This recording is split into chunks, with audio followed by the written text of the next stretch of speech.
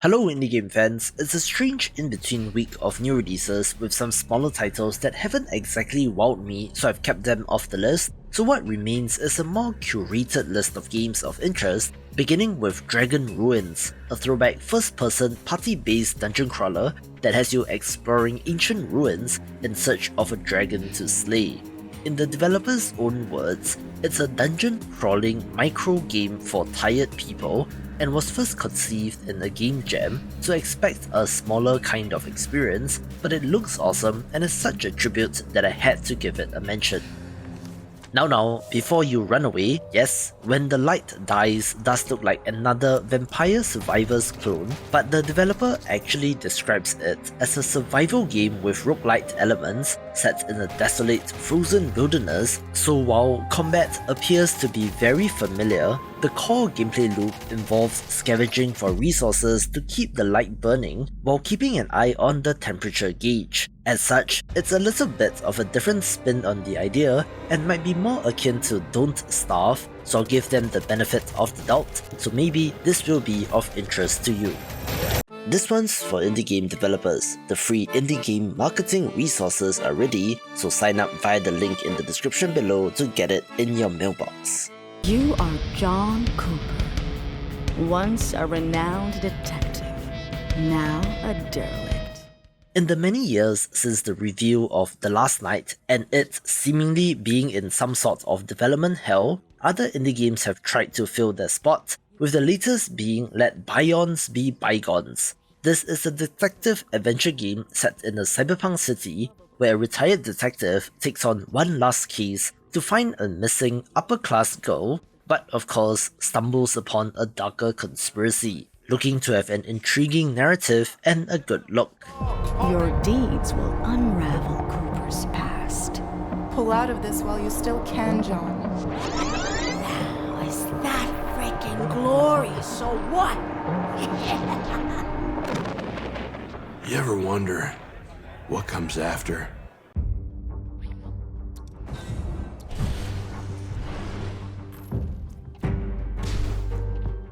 This next title kind of looks like Slay the Spire, but as a tactics title, since Tendril is a roguelite deck builder, but with a tactical twist. But it's the little things like the character select screen, card design, and even the energy or action point counter that looks very similar, but the tactics twist gives it a different feel, along with the selection of 2 heroes per run instead of just one.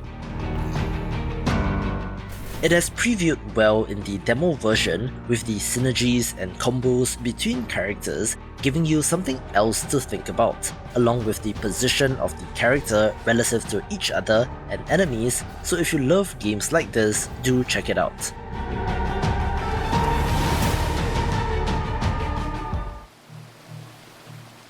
This is Mount Ohm, the largest mountain in the world. No one has ever conquered the dangerous face of this mountain and reached its peak. Though that certainly doesn't stop climbers from trying. It's interesting to see so many climbing-focused titles come out in rapid succession, from Bread and Fred to Jusant, a difficult game about climbing, and now Surmount, a mountain climbing adventure. As such, it's a crowded theme to be releasing your game in, but this appears to have some more fleshed out ideas, like the climbing lanyard, co-op, and even a town with NPCs. So there's more to this game than meets the eye and looks like fun with friends. With the eccentric townsfolk and help out around town. Or just go shopping. And maybe along the way, you'll uncover the mysteries surrounding Mount Ohm. So fling yourself to the top. Other games begin with Chill Pulse, another lo-fi productivity application like Spirit City that released at the start of April, although knowing myself, I'm more likely to be distracted by it rather than it adding to my productivity.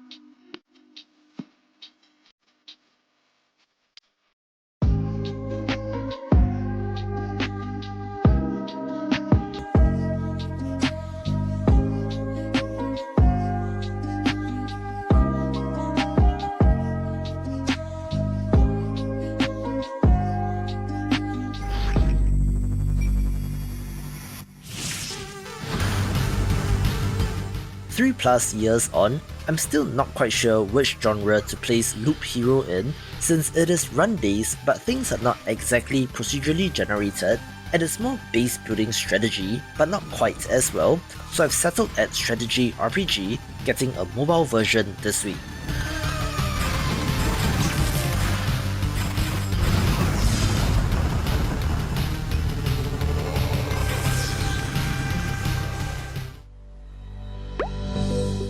The minimalist city builder Mini Settlers is also releasing a free prologue demo this week, so do give it a try.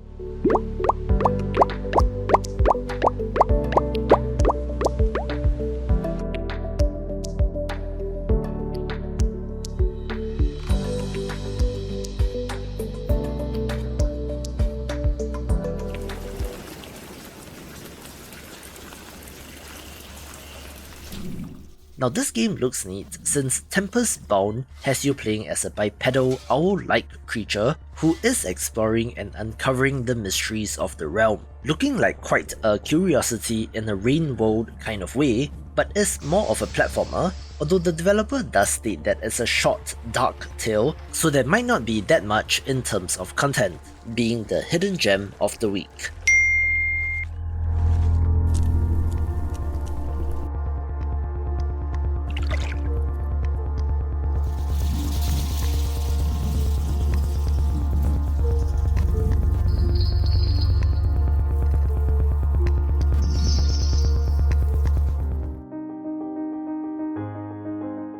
We also have the release of The Lullaby of Life, a puzzle adventure game in which you awaken dormant beings and bring them to life, which is inspired by the origins of the universe and looks colourful and neat.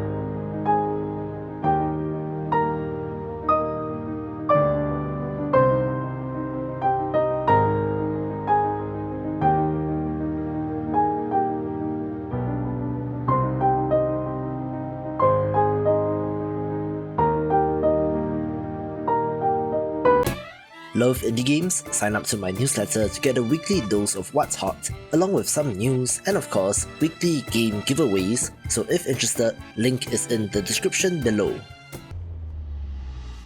The top 5 begins with Undead Inc., a management simulation title that might just have you being in control of an umbrella corporation-like entity. You are running a local subsidiary of the Enswell Medical Corporation, having to construct rooms, hire staff and conduct research, being able to develop medical treatments or bioweapons, so you can see how things can go horribly wrong. The most interesting part is the presentation of the construction of the different rooms and facilities, but capitalism and pressure from the corporate HQ might just push you to try your luck with the more dangerous stuff. You can bribe or intimidate politicians, ensure that your staff have the weapons and equipment necessary to contain any threat, and when things go wrong, gather up what you can and start anew in a different town, looking to be an excellent one of these. Caution, staff taking damage. Multiple vital signs lost. Here's a weird little title in echoes of the Plum Grove, a farming/life simulation title in which you are shipwrecked and find yourself in a new community, taking over the abandoned farm and getting to know the locals. So far, so standard, right?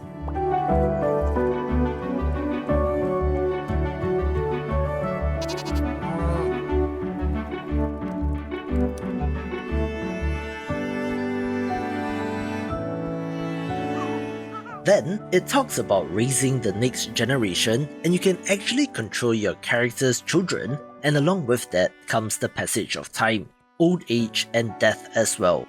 Additionally, diseases can prematurely kill characters, including NPCs, And sinisterly, the description on the Steam store page states that if someone doesn't want to be friends, there are also other means, which might imply that you can straight up murder characters, so despite the cutesy look, the developers are certainly trying out new ideas with this game.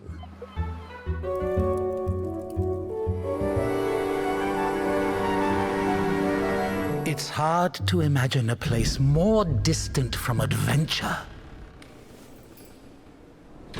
than a convent. One of the standout titles from the most recent Steam Next Festival is Indica, a third-person adventure game in which you play as a nun, but not just any nun, since she has the devil by her side on her journey of self-discovery. It is not quite a horror game, but it is very creepy and weird, and while for the most part it's a walk and talk exploration kind of game, there's something to this title that freaks me out. It is also being published by 11-Bit Studios, best known for Frostpunk, who have ascended beyond the small indie team category, with this game having a significant amount of marketing muscle behind it.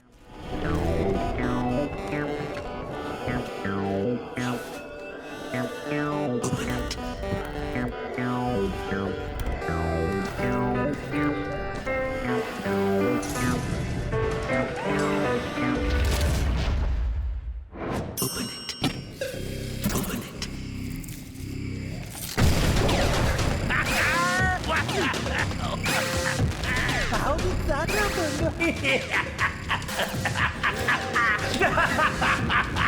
First, you got pushed out of your house, and then out of the monastery. And if, by chance, you were to kill someone and go to jail, sooner or later you'd get pushed out of there as well. So where now? Huh? So many options.